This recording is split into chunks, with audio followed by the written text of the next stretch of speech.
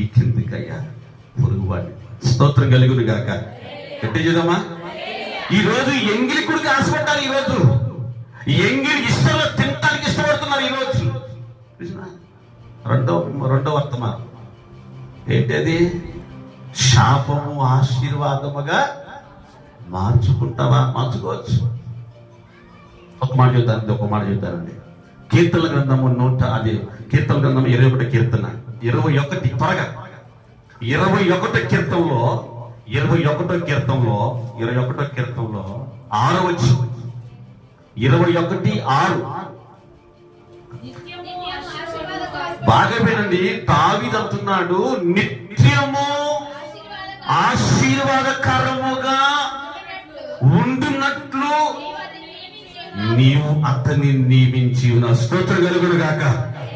అంటే నిత్యము నీవు నన్ను ఆశీర్వాదకరంగా మార్చగను అడగాలి. ప్రభువా నన్ను దీవించను అడగొద్దు. సన్నిధికి వచ్చి నువ్వెవరో ఆయన రక్తం తాగుతున్నావు, నువ్వెవరో ఆయన శరీరం తింటున్నావు, నువ్వు వచ్చి మందిరంలో మోకరించి ప్రభువా నన్ను దీవించు, ప్రభువా దీవించడం ఏంటి? వాళ్ళకి ఇదిగా నువ్వు అడగాల్సింది.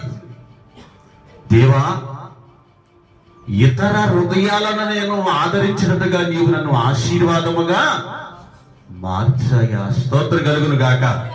గట్టి చదవడదామా? గట్టిగా ఉత్సాహంగా గట్టిగా. ఎందుకు? ఒక ఫిలోమాను దీవెనగా మార్చుకున్నాడు. ఒక ఫిలోమాను సంఘములో, కుటుంబంలో, సమాజంలో ఏమన్నా